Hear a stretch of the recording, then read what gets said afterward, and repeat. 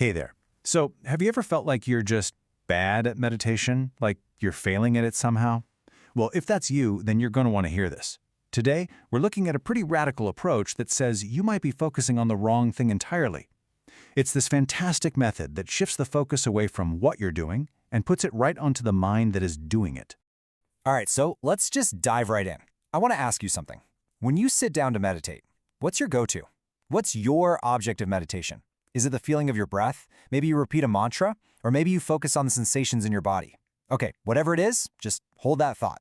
You know, that exact question is actually where this whole story kicks off. See, a group of interviewers from Sana University asked this very thing to a famous Buddhist teacher, Luangpu Pramote. They were writing a book and, they figured it was a pretty simple question. And you can totally see why they'd ask that, right? I mean, so many meditation schools have these really specific, defined techniques. They're very clear. So the interviewers just wanted to know, okay, so what's your thing? What's your secret sauce? But the answer they got, well, it was not what they were expecting at all. I mean, can you imagine their confusion? His answer doesn't just offer a different technique. It completely flips the entire script. He's basically saying the what, the object you pick, is way, way less important than the how. It's about the quality of your mind. And seriously, this one idea, it's the key to this whole approach. So what he's pointing to is this fundamental misunderstanding that honestly so many of us have about meditation. We get so caught up in perfecting the tool, the technique, instead of focusing on the actual goal, which is cultivating a very specific quality of mind. This chart just lays it out so clearly. The common approach, what most of us do, is we grab an object like the breath and we try to wrestle our mind into staying on it. We try to force it to be calm. But in this other approach, the object is just a home base. It's a tool to help you notice what the mind itself is actually doing from moment to moment. Okay, so what is this right mind that he's talking about? What are we actually trying to cultivate here? Well, in this teaching, it has a name. It's called the knower. And here's the really cool part. The knower isn't something you have to create. It's not something you have to build. It's actually the mind's natural, default state. It's that part of you that is just aware, a calm, awakened, stable observer. It's the mind before we start meddling with it, before we start wanting things or trying to push other things away. And to make this idea really stick, there's this beautiful analogy from the teaching. Think of your mind, that knower state, as being like the full moon. It's always there, and it's naturally bright and clear. But of course, sometimes clouds pass in front of it. And these clouds are what the teachings call defilements. But really, it's just stuff. It's greed, wanting something, it's anger, or just being annoyed. It's feeling sleepy, or your mind racing all over the place. Now, the practice isn't to fight the clouds. You're not trying to blow them away. The practice is to simply know, a cloud is passing by. The moment you do that, the natural brightness of the moon is revealed all on its own.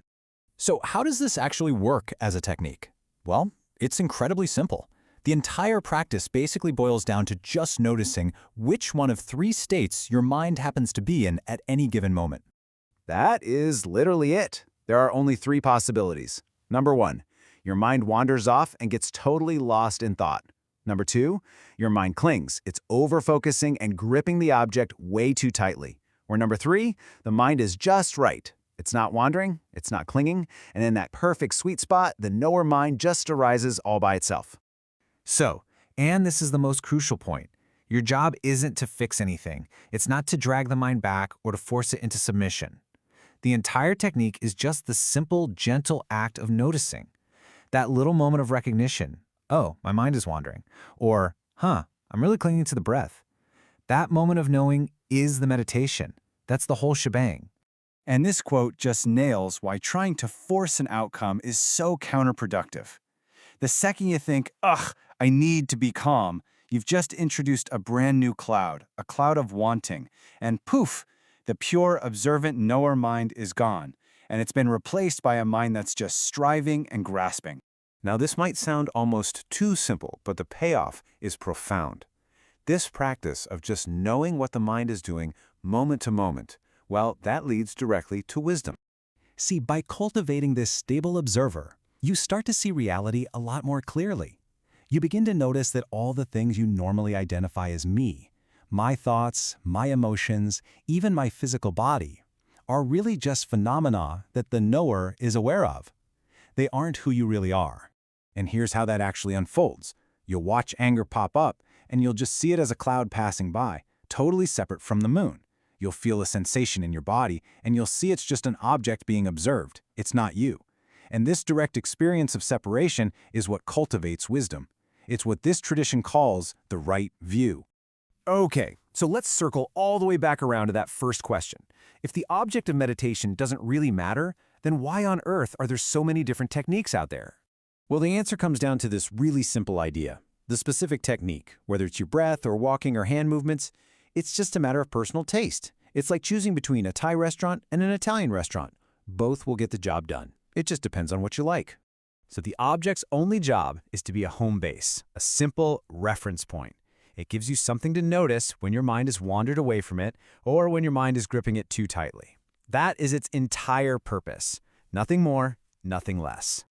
So, let's end with a question that brings this whole thing right into this very moment. In the last few seconds, your mind registered my voice, it processed the words, and it formed some kind of thought about it. That whole process just happened. Can you, right now, just be the knower of it? Without changing a thing, can you simply know that it occurred? That's it. That's the entire practice, right here, right now.